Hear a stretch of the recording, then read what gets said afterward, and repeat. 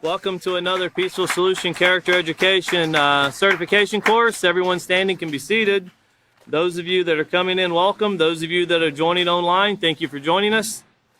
If you could be turning in your books over to LP5, page E, LP5, page E, we're going to reread the procedure we left off in, review a little bit, and then we're going to continue to move forward with a topic that when you're teaching in schools, you have to be very careful. When you're teaching anywhere, you have to be very careful. And we'll get in and talk about why, but there's a lot of facts that we need to know as a society that can cause people to be very uncomfortable. And you never know when you're speaking to a group of people what their situations are, what experiences they've had, and even what they're doing presently in their life. So keep that in mind as you're turning over.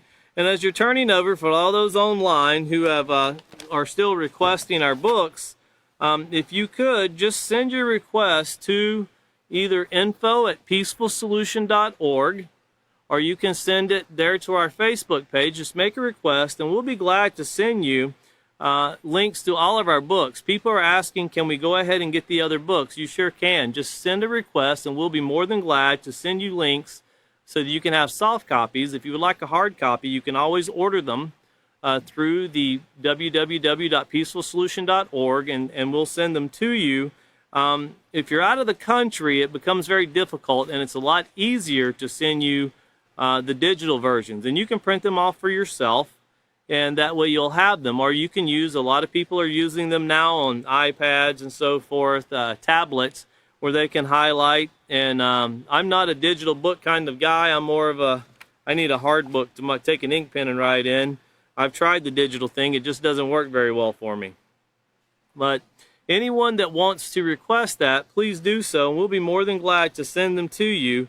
Our goal is to get the tools in your hands so that you can not only enjoy these classes, but rehearse these things and put these to work not only in your life, but train to put them to work in the lives of many others. And we know we're reaching many, many people, and we're wanting to reach many more people.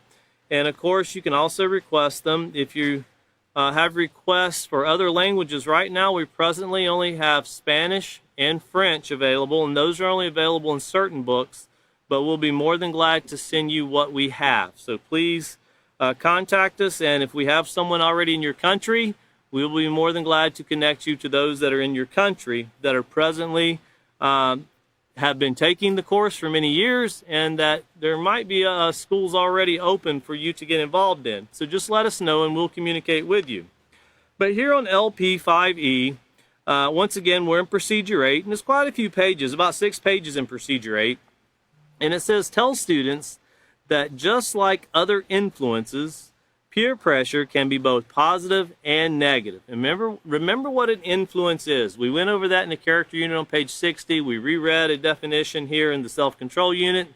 But it's anything that has the ability to change the way you think, feel, and act. And anything opens up a very wide and broad spectrum of things. And we've already covered how color can change or persuade you to do things, whether it be spending money.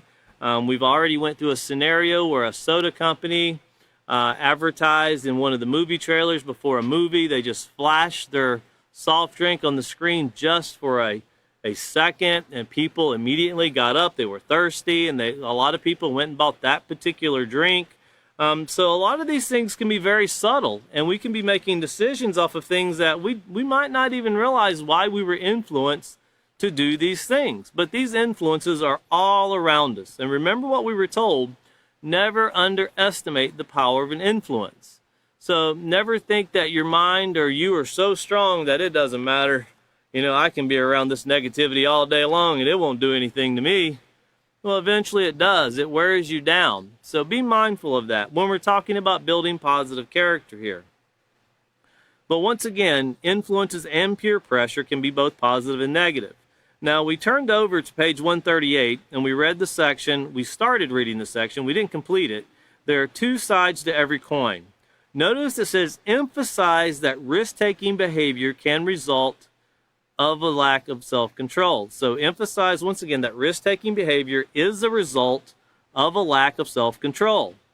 Instruct students to turn to the section entitled Be Your Own Person. Now that's after we complete quite a few pages. So let's turn over to page 138, and we're going to discuss, not in graphic detail, we're going to try to discuss it and explain it in a way. If you are teaching these classes, as the Peaceful Solution has went off into many schools and taught a lot of these topics, if it's available to you, request from the guidance counselors that you are able to teach these classes in separate rooms, so to speak, gender neutral. And now when I say gender neutral, I don't mean that it's very hard to go in schools these days and say, can we have the boys in one class and the girls in the other class? That used to be a simple thing. It's not so simple anymore because of how people identify. But you can request it. It can be a challenge depending on where you live. It really depends on where you live. But if you can teach these classes separate with girls in one class, and it's best to have a female teacher teach the girls, and a boys class or young men's class, and have a male teach the male students. And you'll understand why. We're not going to get very graphic in this class since it's a certification class, but we will give you the things to look for. And if you can get them separated, you can actually get involved into going into much deeper description on how certain activities can affect the body. But once again, you don't want to make people uncomfortable. And when you talk about certain subjects, and you have boys and girls in the same class, you can cause a lot of people to feel uncomfortable. And you also have to be mindful when teaching these classes, even to middle school students, or junior high as they say, especially high school students, that you're talking to people that there's people that are already found out the sad facts of life, so to speak. And it could be done through negative influence. It could be done through force, where someone has done something very violent to them against their own desires. Or it could be something where someone has, through a form of seduction. You can say peer pressure, but it's very common for people to drug people these days. You see it in the news all the time where people, and we'll talk about one drug called ecstasy as we move through this, where people are spiking, the date rape drug as they call it. But there are many different reasons that people experience things. And, and a lot of it, as we'll move through this, we'll find out peer pressure plays a huge role. And when someone tells you, and it's very important to let your students know, when someone says, well, everybody's doing it, that's not true. I'll tell you the situation, not in detail, that I experienced between a couple of teenagers a few months back, and they were caught doing something very inappropriate. And the comment was, when they looked, they said, well, everybody's doing it. And I very quickly looked back and said, no, you're the only ones I know doing it, actually. No, not everybody's doing this. But they, I think, in their minds, really believe that. Everybody's doing it, so it doesn't seem odd. Well, that's when we start telling ourselves lies, and we start trying to convince ourselves. I remember when I was in school, a lot of people claimed they were doing stuff, but they weren't doing it, but they didn't want to look like an oddball. So when someone said they were doing it, oh yeah, I've done that too. Yeah, marijuana done that. Cocaine done that. And these people never even seen the stuff, but they would say, just to look cool, oh yeah, I've done that too. Anything that's negative, I did it, yeah. And that was supposed to make you look cool. That was supposed to make you want to be somebody that people would hang around. And in reality, when you start looking at the negative effects, that's not somebody you want to be around. Because when somebody is doing hard drugs or recreational drugs or prescription drugs these days, their life is not going in a positive direction. And you can see how negative their life is going. And it's not cool to be around somebody like that unless you're trying to be a positive role model. You're trying to help them. It's not cool to do it with them. It's not smart to do it with them. In fact, it's like Russian roulette, as we spoke about. You're just trying to go along and see how the next day goes. And that's not the way that anyone wants to live their life. But here on page 138, let's go ahead and review the very top part once again, and then we'll get into these risk-taking behaviors. And once again, we started out by saying there are two sides to every coin. Positive, negative. That's what we're talking about. And we're talking about character. We're talking about decisions. We're talking about outcomes in life. It's not just a choice and then it goes away. It's a choice where you see a benefit or a choice where you have a lot of regret, as we covered this hindsight being 20/20. But we don't have reset buttons in life. And it's very important to stress to students, once you make a decision, you're going to have to live with the decision you make. One thing you can never get back is time. And the things that you do in that time is very, very hard to correct if you make a bad choice. If you make the right choice, there's really no regret. When you make the wrong choice, it's not impossible to pull your life back together, but sometimes there's lasting consequences that stick with you as you pull your life back together. So I'm not saying that we can't, because we all, I know when I first heard about the peaceful solution, and everybody I've encountered, you have to start picking up pieces and start putting your life back together, because you realize I'm a pretty negative person. I thought it was a halfway decent person, and I'm realizing, no, just in my own eyes. And we all have to pick up these pieces and put them back together.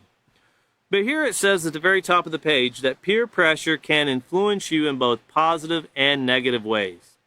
How you are influenced depends upon two things: your character and values, and remember we read that, where values plus influence equals character, and that's what you allow in your life. These are things that you have to choose. And then notice the character and values of the people you choose to be around. And we talked about chapter 4, the acceptance unit, where we went through in detail of the stages of what we go through to make sure that we not only choose a friend, but choose a friend that is a true friend. Not somebody we hang around just to be cool, not somebody we hang around just to fit in, but somebody we hang around that has common, not just common personality and common those likes and dislikes, but the way they make decisions and the way they conduct themselves, they don't do anything in any negative ways. They actually work very hard, because making the right decision is not an easy thing. It can be easy some days, but it depends on the environment you're in and the company you keep, so to speak. That can determine whether you make positive or negative decisions. Continuing on, it says, in other words, if someone values being accepted more than developing a positive character, they will be more susceptible to negative peer pressure. That's a weakness. It's a weak link, so to speak, and like a chain. If you have something that's weak, if you see something, whether it be a piece of equipment or anything where you see something can cause danger, if you see a bridge and it looks weak, well, they shut it down. Well, you can't shut down your character because you see a weak link, but you can start immediate repair. And that's done through education and recognizing what's wrong and then working very hard to make the right choice. And that's reminding yourself. The author of The Peaceful Solution once said, write things down on a 3x5 index card and put it in your pocket and take it out, during the day and read it to remind yourself. And these could be positive character traits. These could be reminding yourself what to do.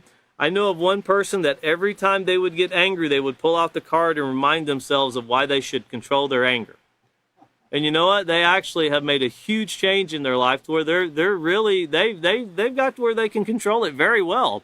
And that seems like something that, somebody will look at you and go, you really got to have a card to remind you? If it worked and you got a positive result, don't let anyone give you negative peer pressure for trying to say, because that could be negative peer pressure. You don't need a card to make the right choice. Well, some people do, and there's nothing wrong with it. And that's one thing we have to understand in life. If someone's doing something, just because we don't like it does not mean it's wrong. You know, this is personality with likes and dislikes. Now, if someone is doing something that brings harm to themselves, someone else, or the environment, which could be their school, their classroom, their family, the city they live in, yeah, now that can be a problem. But just because somebody's doing something, and it can seem very remedial, you know, man, guy gets mad every time, pulls out a card and reads it.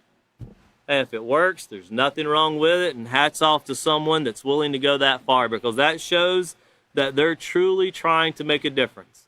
And, you know, when you work hard to make a difference in yourself, that's when you can help make a difference in other people's lives. But until you make a difference in yourself, it can be a challenge. And we'll get into self-respect as we move forward.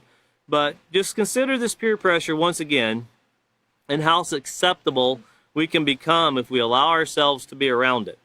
It says peers in the next paragraph. Peers can be a positive influence when they encourage each other to practice self-control and to be honest, respectful, and responsible.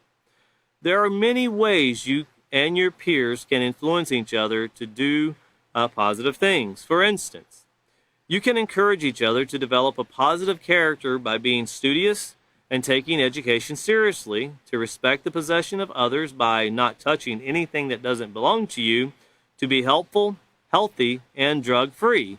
You know, it's something that's very important. And I remember going through school, and to me, sports was the reason I went to school. That's what I loved, was sports. Education was secondary. It was something I had to do to play sports in my mind. But I remember people that I went to school with, they were very studious. You could see they enjoyed class. They were always reading the textbooks. When you went to the library, they were always reading books. You know, and now with social media, you can look back and see what these people became. And a lot of them are very well known as far as doctors and scientists, that they pursued something and they're achieving their life goal of what they wanted to do. You know, and I think back, if we just wanted a positive, beneficial world to where we wouldn't pick up our phones, like today where you see shooting at mall, shooting in North Texas, shooting over the weekends in Chicago, murders in New York. If we wanted to pick up a phone, you know, you always, when you hear that phone go crazy, you know, it starts really loud, buzzing really loud. Mine did this morning with an Amber Alert. You know, whenever I hear those Amber Alerts, I think, man, something's really going wrong somewhere and somebody's really feeling bad. You know, because these are children that are missing and somebody's really scared. And, you know, a lot of times people just, you know, you click it and it's like, noise. But you think about, if you've never really understood what Amber Alerts are, go read about them. You know, they're supposed to help prevent children from being taken. It doesn't really help a child from being taken, but now they're trying to find them as quick as possible. Well, why? Because people have really bad intentions in this world. You know, and is it possible to change this world? It is possible. You know, we allowed it to get the way it is. It's possible to change it. But that takes a lifetime of work and education to do that. And it starts with teaching youth. There are people in society that do want to make life better. And sadly, there's a lot of people that suffer, that are bullied, that have negative peer pressure shown toward them, that are treated indifferent because of color of skin or nationality. I don't know of any Americans that are worried about being left in a 53-foot semi-trailer and in 100-degree plus weather. I don't know any Americans that are worried about going through that. But I know other people that would give their life to have an opportunity to climb in the back of a trailer and get across the border. And it's amazing on where you live and your status in society of what you're willing to risk. Because I can promise you, if you would go ask 53 Americans, hey, would you like to climb in the back of this trailer and go to the next city? You're not going to find very many people. I don't know of anybody, unless they've done something really bad and they want you to get them out of the city. That's the only kind of people I know would go for that. But I can tell you places where you could go, and I bet to get 53 people in the trailer, you wouldn't have to ask 60 people. You'd load that trailer full. They just want a hope of getting across. Well, their hope They have a hope, but they don't even know what their hope is. Well, remember, the peaceful solution is hope that we can all have a better life no matter where you live, whether it's in the United States, whether it's in Africa, Europe, South America, Asia.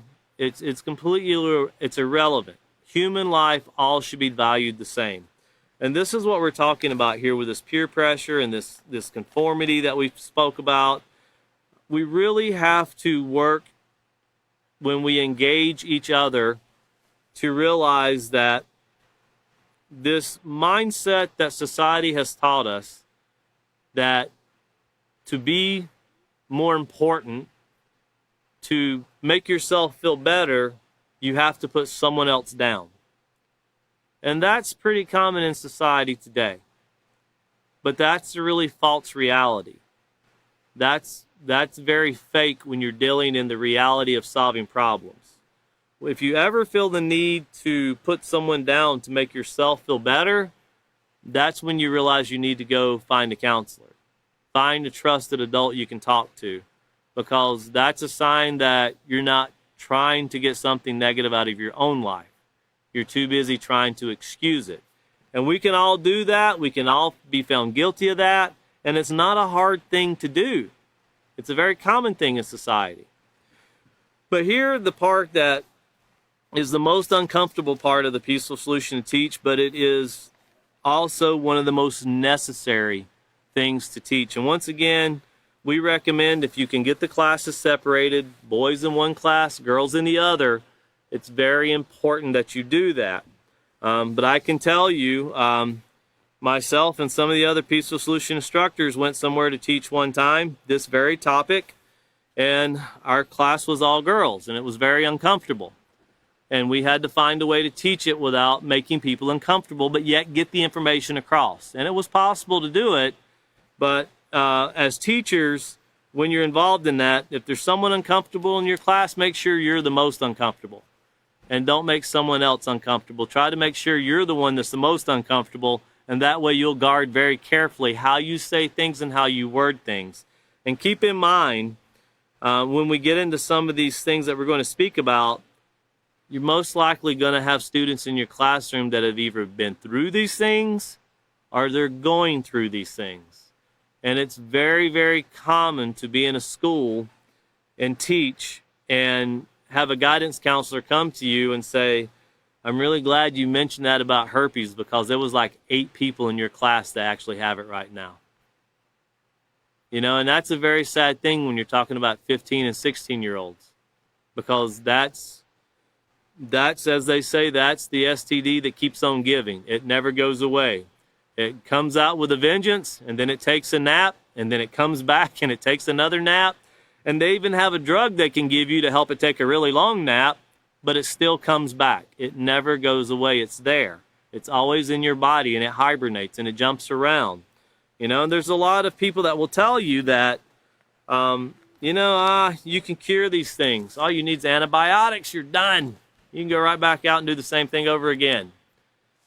But scientific studies have proven, and we'll read one article tonight just briefly, scientific studies have proven that if you contract gonorrhea, syphilis, chlamydia, that you can get an antibiotic shot and it will cause the flare-up to go down, but scientific studies have shown that it can hibernate in the body and resurface as heart disease, as cancer, and many other illnesses. So please, when I encourage everyone, when you teach this, for your area, if you're in a different country, try to get statistics for your country. If you're in a different city, try to get statistics for your city. You'll find that it's more readily available to get factual statistics if you'll go talk to someone at your local health clinic. Here in Abilene, there's people that I've spoken to at our health clinic in Abilene. They will tell you very, very abruptly, kindly, but they're very strong about this. What I say, don't quote me or give my name, because our job is to reduce the sexually transmitted diseases in our community, but it's really not our choice, and we're not the one that can control the amount of STDs in our community. And here in Abilene, we have 3 colleges. And the people that deal with these things will tell you that out of control would not be the proper term to use. It's not strong enough to tell you how bad it is. So when you're teaching these things, and if you're going into a school, educate yourself about the city you're going to. Research about the city you're going to. Talk to the guidance counselors at the school or someone that has invited you. Get information from them. Ask them about what's going on. Try to educate yourself about the problems. You'll find where one school has herpes outbreak. There was a school in Georgia that made the news about 10 years ago. Chlamydia had went through the whole school because people were doing some very uneducated decision making. I'm young and nothing's going to take place with me. Well, it does take place, and when you get something and you get that antibiotic shot and you think, there it goes, 2 weeks, 3 weeks, or whatever it is, it went away. And then, I seen it was kind of an ad on Facebook the other day, and it said, enjoy your 30s and 40s because when you get 50, that check light engine comes on. And that check light engine reminds you, remember what you did when you were 15, 16, and 17? Remember what you did when you were 23? Yeah, that's me. I'm here now. I'm bigger. I'm stronger. And guess what? Antibiotics won't make me go away this time because I've been living in your liver, or I've been in your heart. I've been in your kidneys. And you're gonna have to make decisions. It's better to never let these things in your body. If you never ever allow these things around you, you don't have to deal with it. And a lot of people will tell you it's impossible.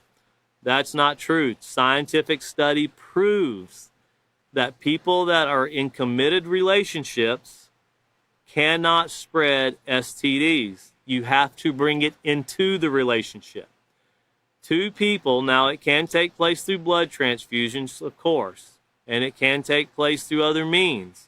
But the odds in a committed relationship of contracting an STD are very, very small. The odds of contacting an STD in a relationship that only lasts one night and then the next night's another person, the next night's another person, that's like buying a lottery ticket where they're all a winner. You don't know how much you're going to win, but you're going to get something.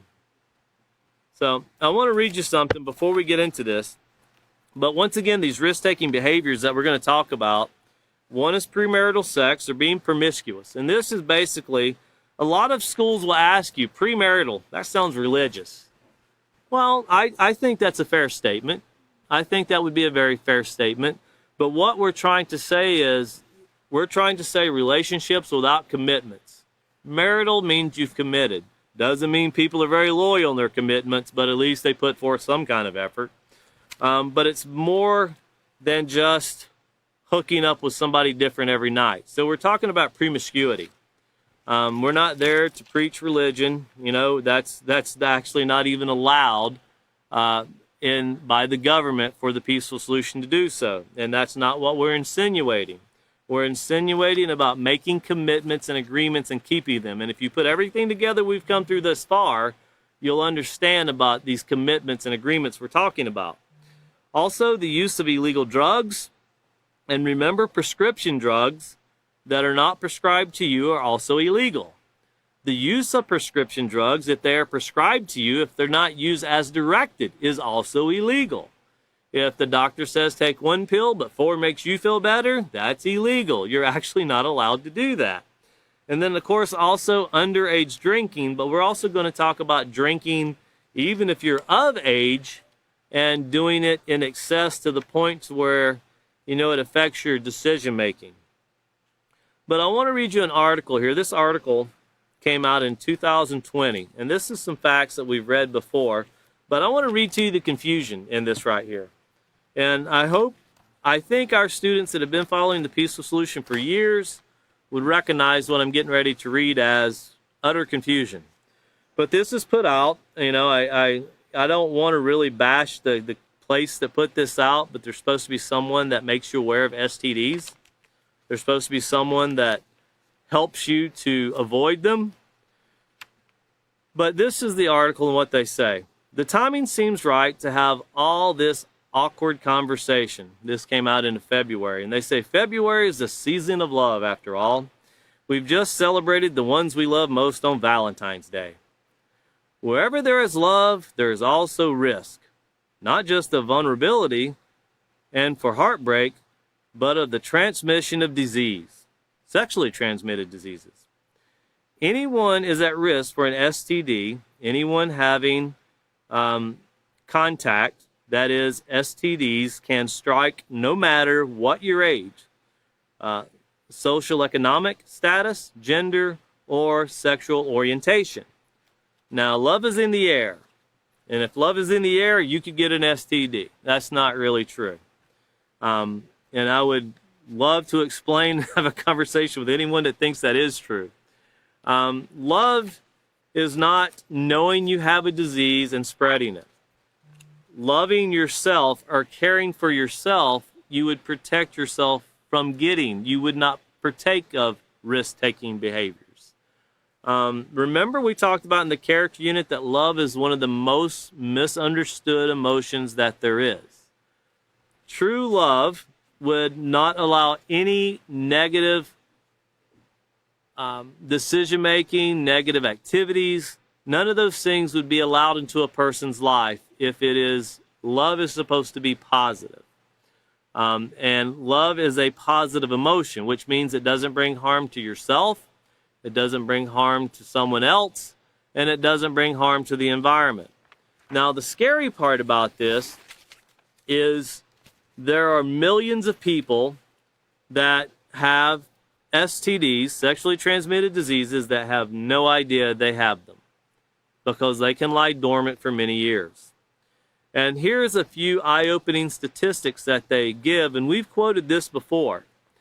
And it says the CDC, that's the Center for Disease Control here in the United States, estimates that the age population 15 to 24 make up half of the 20 million STD infections each year. That's new STD infections. 20 million new STD infections each year in the United States. Older individuals are not exempt. In 2019, the CDC reported a 164% increase in gonorrhea and a 120% increase in syphilis in individuals 55 years and older. So obviously, just because you're out of your youth and now you're older, well, hey, I'm free now. I'm out of it. I can escape this. No, there's never a time. And here's another sad fact. Women are more susceptible to acquiring the infections than men due to the anatomy, due to the makeup of the body.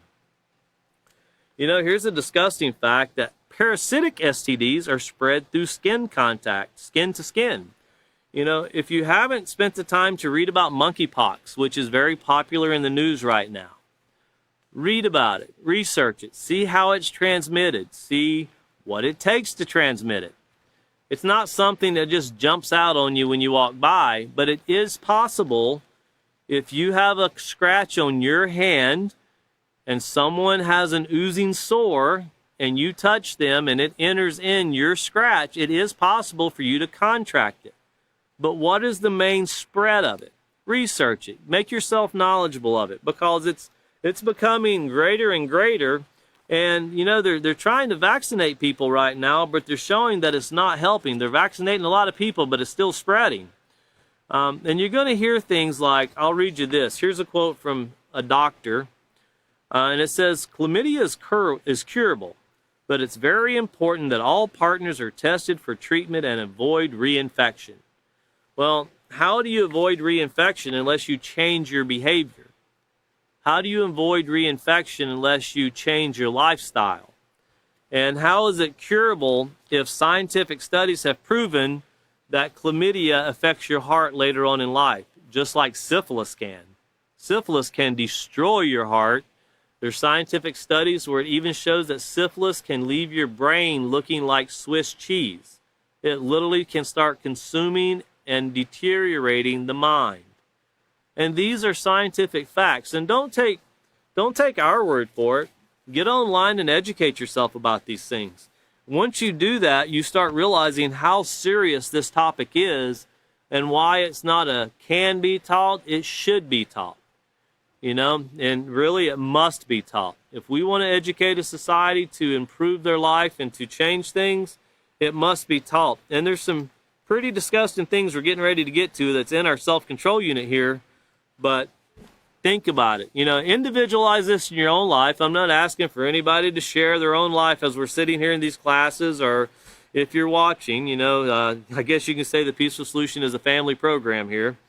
But you do have to be honest with yourself. And if you're in a relationship, you should be very honest with the person you're in the relationship with. These are things that are character building. And there should be a mutual trust that has to be earned, that no one would do something to bring forth a disease.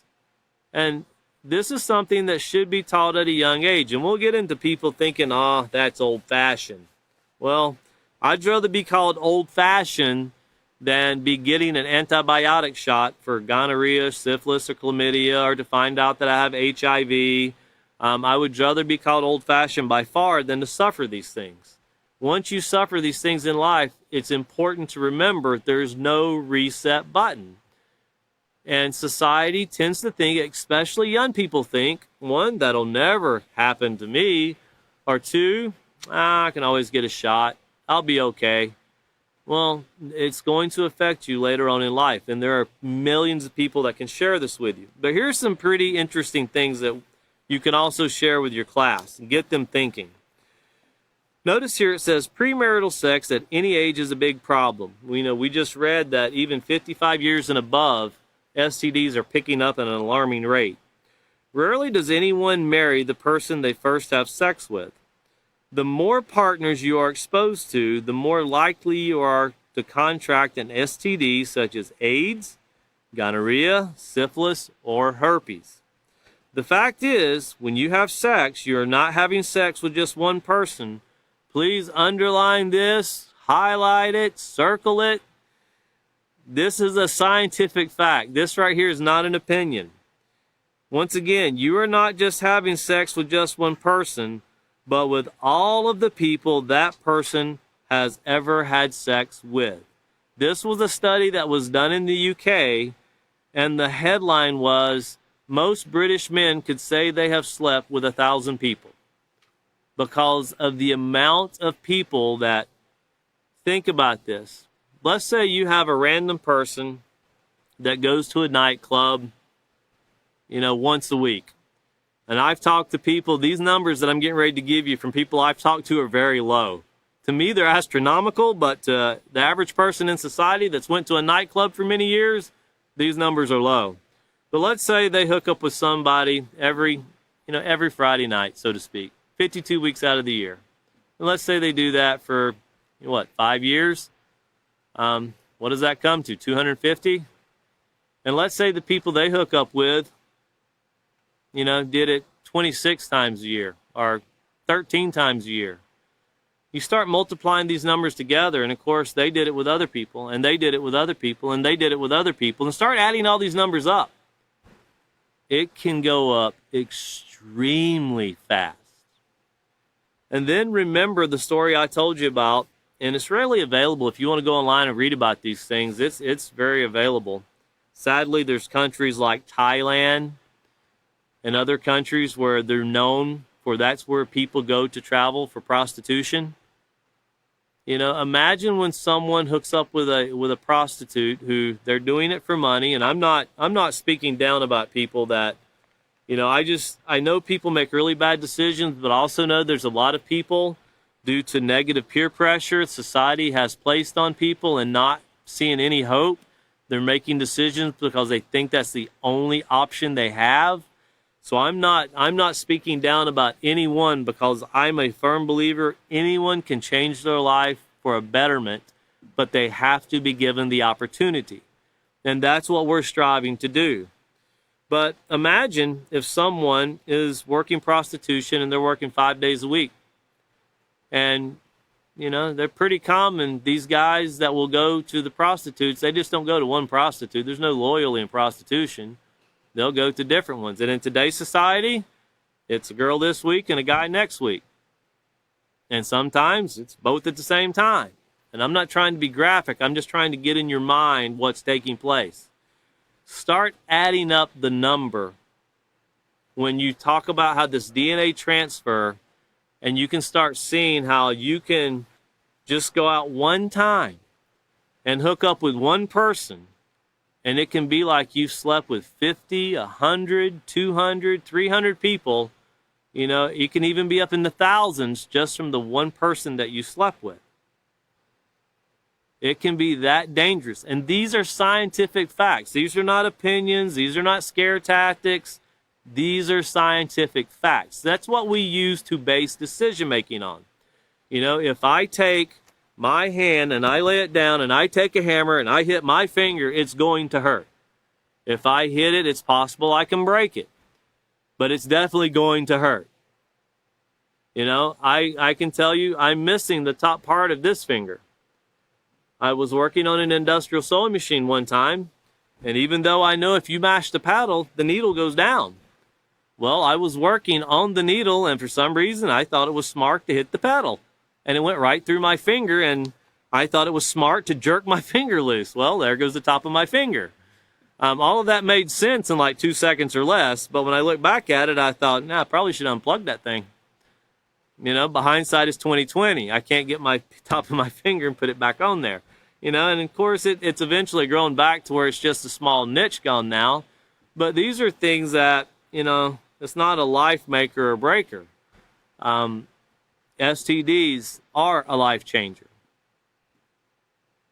Imagine that you're somebody that, well, think about it. Be honest with yourself. If you want somebody and you want a person, if you're a man looking for a wife or a woman looking for a husband, you're really wanting someone that's going to bring an atmosphere to where your life can be enjoyable. Nobody's wanting to get into a relationship to where it's going to be hell on earth from this day forward. Nobody really goes into a relationship hoping for that. And a lot of times, I'd say many times, not all the time, some people don't desire to have children. Some people do. But imagine, and this is for men and women, you know, or women. It's not just men and it's not just women. But some of these things that people engage in can lead to them being sterile for the rest of their life. And imagine you finally find someone who wants to be committed to you and you want to be committed to them, but due to the activities of your past life, no children. That's not an option. Think about what that does to your relationships. You know, I've talked to couples where they have actually divorced because, well, he can't give me children or she can't give me children, so I'll find someone that can. You know, and that's pretty devastating. And it's sad that things take place that way. But we don't think about this when we're committing these acts. We don't think about how many people we're actually getting to know on a very intimate basis. And it's not like someone sits down and shows you the photo album of everyone you're going to encounter that night. No, you don't see it until the sores, the oozing. And I don't want to get graphic, but research the pain that comes with it. Research what scientific proof says and other people give testimonies about. STDs are not like you scratch your finger and you put a Band-Aid around it. You're talking about your body screams in pain. I've never experienced it, don't want to experience it, but I read a lot of articles about it.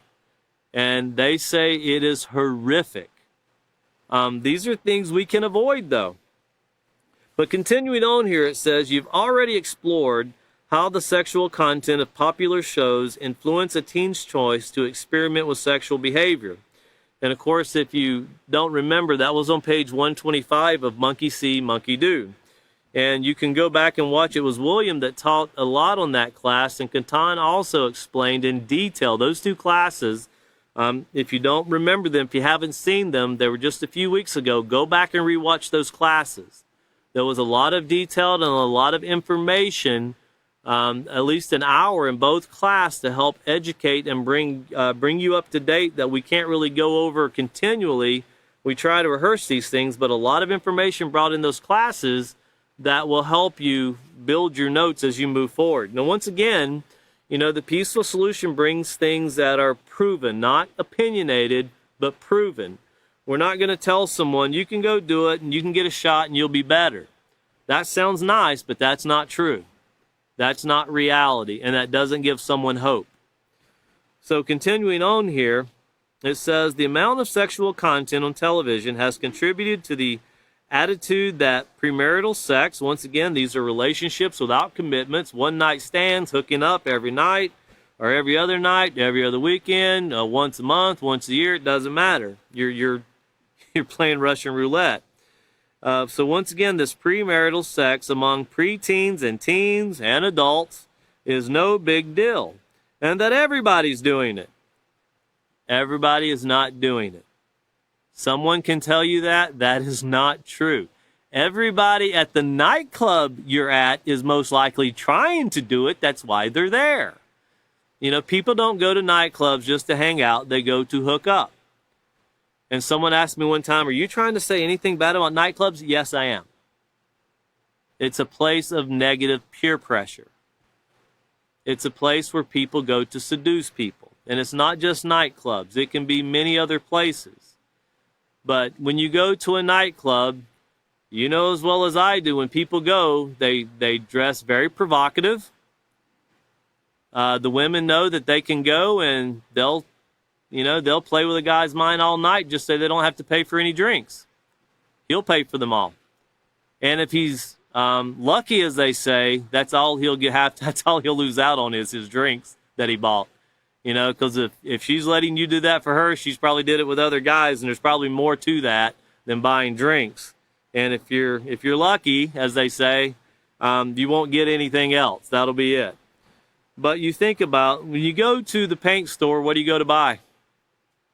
You go to buy paint, right? When you go to the grocery store, you go to buy food. You go to the clothing store, you go to buy food. When you go to the nightclub, you go for what? It's pretty self-explanatory, right? And that's not the only place you can do it, but that is a very common place. There are businesses that are built on that. That's why they have no cover charge for women tonight. They know the more women they can get in, the more guys that are going to come. And that's the marketing scheme. But nowhere ever do you have them handing out STD pamphlets as you walk through the door. That's bad for business. Don't bring that reality in here. Well, continuing on, it says, this attitude that it's no big deal or everybody's doing it, when you combine that with peer pressure, it becomes a dangerous combination. As a result, many teens suffer from sexually transmitted diseases as well as unwanted pregnancies. But no need to fear. People are fighting for your rights to abort children every day. I read an article was yesterday where a 10-year-old is fighting for rights to have an abortion in Ohio. A 10-year-old. When I was 10 years old, I would have never imagined something like that. But that's where society has gotten to. Now, I don't know the story behind it. I don't know the details behind it. I don't really believe everything that I read when people put out stories and they think they give every detail. That's a very private matter, and I'm not trying to say anything positive or negative about the 10-year-old or anybody else because I don't know the details behind it. But that's a very horrific thing for a 10-year-old to go through. And an abortion doesn't fix the problem. It doesn't fix it at all. Obviously, there was a problem before that. And we'll mention abortions as we move forward here. But it says the factors contribute to the high rate of high school dropouts. They drop out because you got to raise a child. Children Raising Children was the program they had back when I was in high school. That's what they called it. It says children who are born to unwed mothers, this is people that are not in relationships with commitments. In other words, the father impregnates the woman and then he disappears. He's off and gone. And I remember when I was in high school, there was one teenager who was very popular. He was the quarterback When I was going into high school, he was the quarterback of the football team, and his senior year, there were 5 girls pregnant by him. And his answer for all of it was aborting all of them.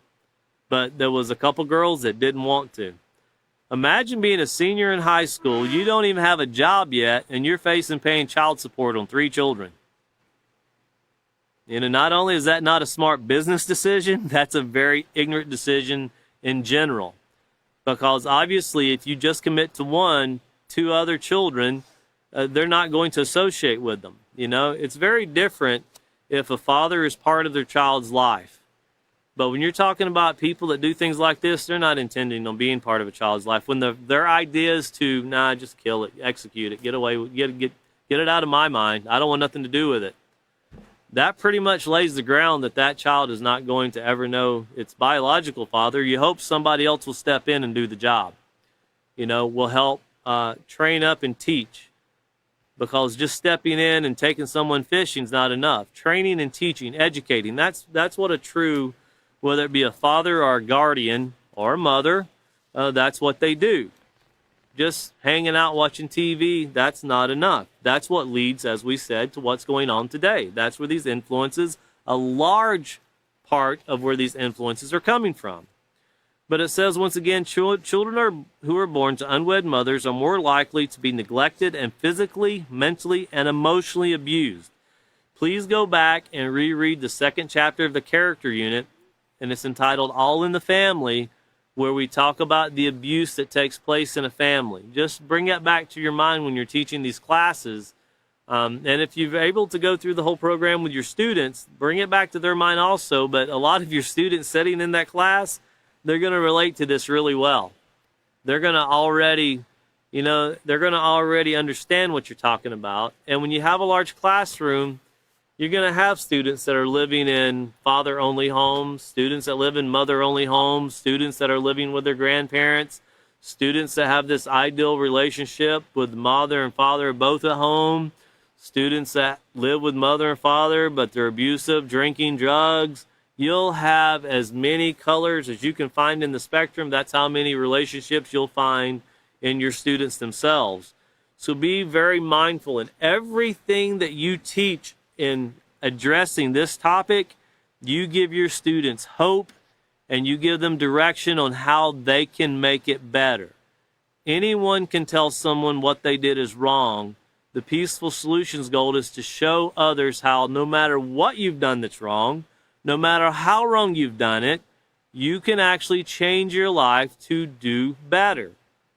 Doesn't mean, and there's no magic potion somebody can sprinkle on you and go, but you don't have to answer for anything you've done up until this point. We found in life that whatever you do, eventually you got to answer for it. You live long enough, you got to answer for it. And that's where our bodies start breaking down. A lot of these decisions we make, and these are scientific studies that back this up, decisions we make eventually affect our lives if we live long enough for it to do so. But once again here, it says because teens are not emotionally or financially prepared to deal with the stress of raising a child, many unwanted pregnancies also end in abortion.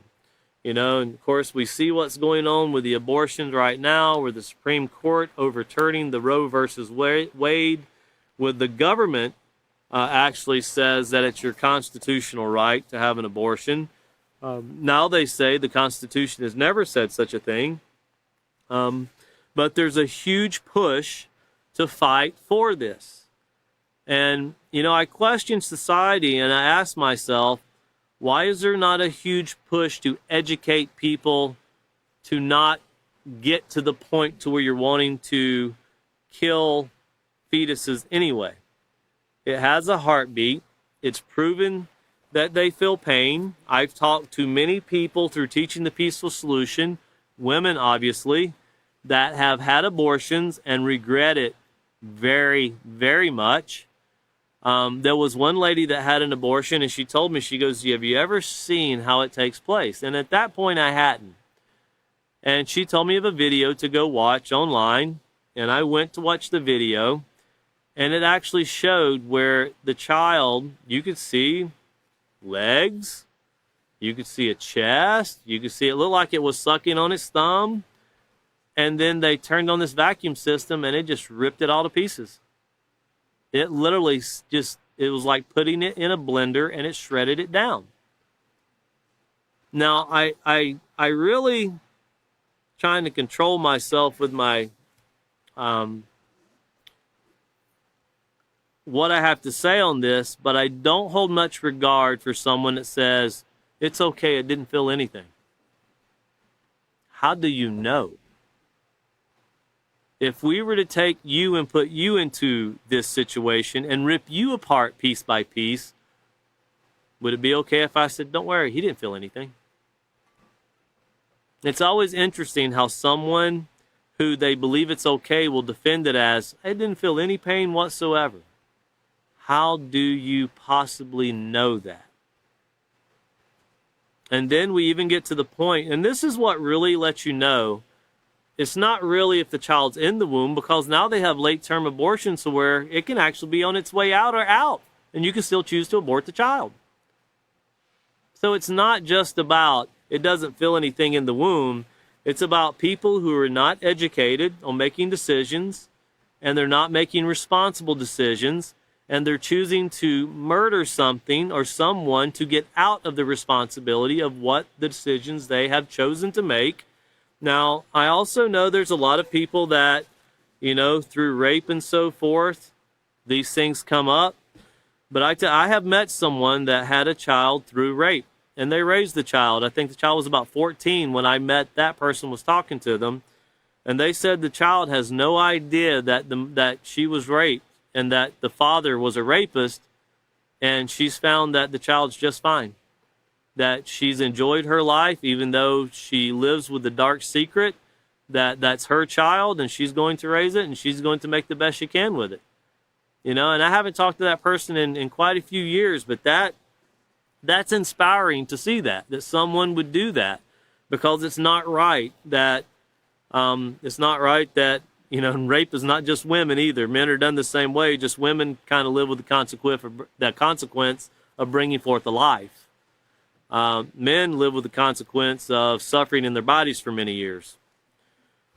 Well, let's read the straight talk really quick, because we want to conclude this part. We want to conclude this part, and this will give William a part to rehearse and then to build on. But straight talk, no pun intended, by the way. Someone pushed their buttons. Remember on page 130, we're not a robot. No one pushes our buttons. Many teenagers now believe that remaining virgins until marriage is old-fashioned. Believing that sex is common among their age group, they feel pressure into having sex so they can be like everybody else. Everybody else is at the health clinic. Be careful what you want. Approximately 1 million teens every year in the United States alone get pregnant. Remember, in the character unit, we started off by teaching that's one of the really bad scenes that are taking place right now, along with car accidents and overdoses. This is also one of the really bad scenes, these unwanted pregnancies. Well, life for them has changed so much that if they could go back in time, they would choose to be old-fashioned and make better choices. Well, we don't get to go back in time. There's no reset button. There's nothing we can do once we make that decision. Once you're in a relationship as a teenager and you find out, I'm pregnant. Well, now it's time to see what kind of person you are. If you are doing things that you knew you weren't supposed to be doing, okay, well, you did it. Now let's see what you do from this point. Now you're faced with another situation.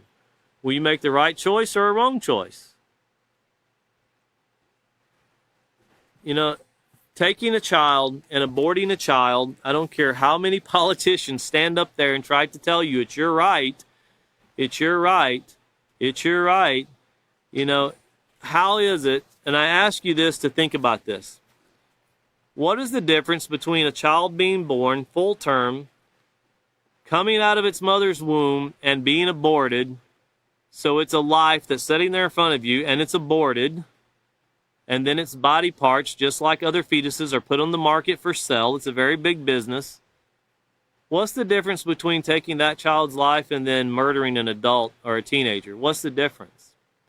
And something else I want you to think about. In Alabama, not just Alabama, but this made the news. Other states do the same thing, where they support abortion. They say it's the woman's right. This was a few years back, where they said it was not a life. If a mother wanted to have an abortion, it was okay because that's not a true life.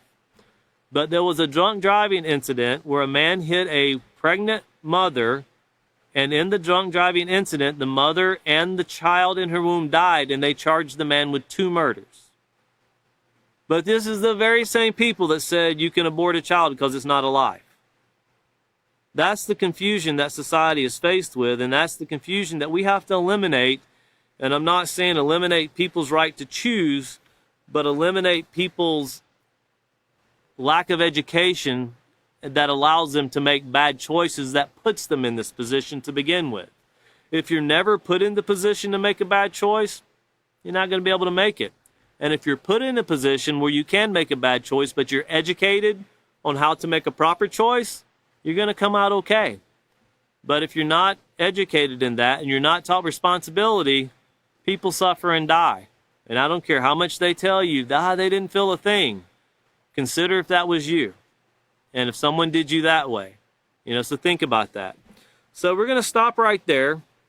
William's going to pick up on the next page with continuing on in Procedure 8. The next class will be 7-6. That'll be this coming Wednesday at 5:30. So once again, go back and rehearse and prepare your minds, and go back and watch those classes that William and Catan already taught. And we'll be continue building on what it is to not only have these STDs in your life, but also drugs. Thank you once again for joining us.